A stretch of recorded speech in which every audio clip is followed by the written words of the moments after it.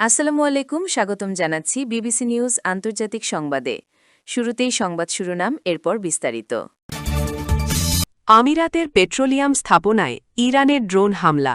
Iran না যুক্তরাষ্ট্র, Hormuz প্রণালীর আসল কার্ড কার হাতে? চীনের শিল্পভূমিতে নীরব সংকটের বিস্তার। হরমুজ প্রণালীর নতুন সামুদ্রিক নিয়ন্ত্রণ এলাকা ঘোষণা করল ইরান। এখন বিস্তারিত।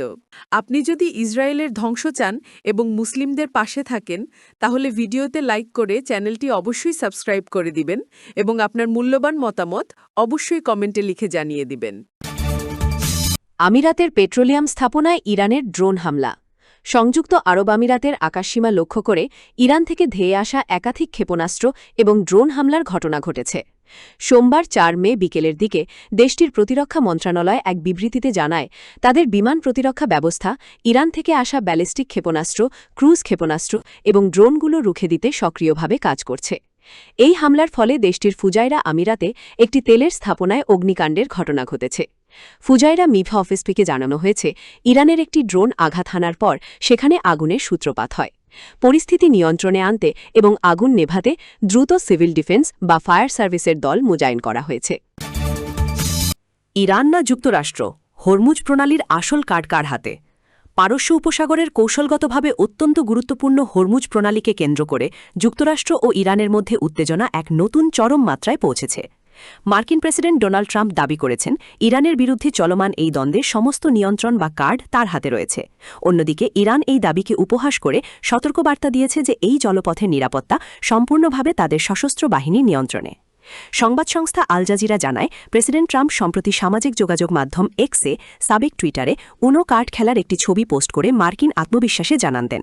এর পরপরই তিনি প্রজেক্ট ফ্রিডম নামে একটি অভিযানের ঘোষণা করেন, যার লক্ষ্য হল হরমুজ প্রণালীতে আটকে পড়া বাণিজ্যিক জাহাজগুলোকে মার্কিন সামরিক পাহারায় নিরাপদ পথ করে দেওয়া। উল্লেখ্য, গত ২ মাস ধরে ইরান এই জলপথটি কার্যত অবরুদ্ধ করে রেখেছে, যার ফলে বিশ্ববাজারে জ্বালানি তেলের দাম আকাশচুম্বী হয়েছে এবং যুক্তরাষ্ট্রে পেট্রোলের দাম গ্যালন প্রতি $4.30 পৌঁছেছে। ট্রাম্পের এই কার্ড বিষয়ক বার্তার জবাবে তেহরানও পাল্টা প্রতিক্রিয়া দেখিয়েছে। হায়দ্রাবাদে অবস্থিত ইরানি কনসুলেট উনো খেলার নিয়ম মনে করিয়ে দিয়ে ব্যঙ্গাত্মক পোস্ট করেছে, যার হাতে সব কার্ড থাকে সে আসলে হারছে। পাশাপাশি ইরানের Islamic revolutionary guard corps IRGC Hormuz প্রণালীর একটি নতুন মানচিত্র প্রকাশ করেছে এবং হুঁশিয়ারি দিয়েছে যে তাদের অনুমতি বা সমন্বয় ছাড়া কোনো জাহাজ চলাচলের চেষ্টা করলে সেটিকে শক্তি প্রয়োগ করে থামিয়ে দেওয়া হবে। চীনের শিল্পভূমিতে নীরব সংকটের বিস্তার। একসময় পার্ল নদীর বাদ্বীপ জুড়ে যে শব্দ প্রতিধ্বনিত হতো, সেলাই মেশিনের ছন্দ, ঢালাই যন্ত্রের তীক্ষ্ণ আঘাত, দিন-রাত ৩ পালায় ছুটে চলা উৎপাদন লাইনের অবিরাম গুঞ্জন ধীরে ধীরে ডুবে যাচ্ছে এক অস্বস্তিকর নীরবতায়। চীনের গুয়াংডং, জিয়াংসু ও ঝেজিয়াংয়ের বিস্তীর্ণ শিল্পাঞ্চল যেন এক অদৃশ্য শূন্যতায় আচ্ছন্ন। তালাবদ্ধ কারখানার ফটক, বকেয়া মজুরির কাগজ আর শ্রমিকদের ক্লান্ত অপেক্ষা, সব মিলিয়ে এক ধীরগতির সংকট ক্রমশ স্পষ্ট হয়ে উঠছে। এটি কোনো সাময়িক অর্থনৈতিক ওঠানামা নয়, বরং বহু দিন ধরে জমে থাকা কাঠামোগত দুর্বলতার একসাথে ভেঙে পড়া। দীর্ঘ ৩ দশক ধরে নির্মিত এক অসম অর্থনীতি, যার ভিত্তি ছিল সস্তা শ্রম, রপ্তানি নির্ভর উৎপাদন ও অতিরিক্ত বিনিয়োগ, আজ নিজস্ব ভারেই কেঁপে উঠছে। সংকটের তাৎক্ষণিক সূচনা আসে চলতি বছরের ফেব্রুয়ারির শেষ দিকে। মধ্যপ্রাচ্যে সংঘাত তীব্র হয়ে ওঠার পর হরমুজ প্রণালীতে তেল পরিবহন প্রায় স্থির হয়ে পড়ে। এই পথ দিয়েই চীন প্রতিদিন বিপুল পরিমাণ জ্বালানি আমদানি করত। সরবরাহ হঠাৎ কমে আসায় কাঁচামালের দাম অস্বাভাবিকভাবে বেড়ে যায়। ব্রোমিন, প্লাস্টিক, বস্ত্র সবখানেই দামের আগুন ছড়িয়ে পড়ে। অতি সামান্য মুনাফায় টিকে থাকা রপ্তানিমুখী কারখানাগুলোর জন্য এটি হয়ে ওঠে এক অনতিক্রম্য প্রাচীর। হরমুজ প্রণালীর নতুন সামুদ্রিক নিয়ন্ত্রণ এলাকা ঘোষণা করল ইরান।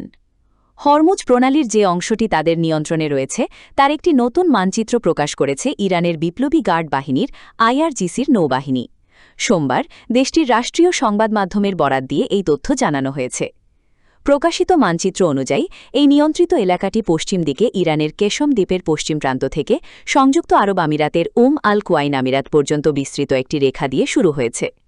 অন্যদিকে পূর্ব দিকে এই এলাকার সীমানা নির্ধারণ করা হয়েছে ইরানের মাউন্ট মুবারাক থেকে সংযুক্ত আরব আমিরাতের ফুজাইরা আমিরাত পর্যন্ত একটি রেখা দ্বারা। তবে ইরানের দাবি করা এই নতুন নিয়ন্ত্রিত এলাকা আগের তুলনায় পরিবর্তিত হয়েছে কিনা এবং হয়ে থাকলে তার ব্যাপ্তি ঠিক কতটুকু, সে বিষয়ে তাৎক্ষণিকভাবে নিশ্চিত হওয়া যায়নি।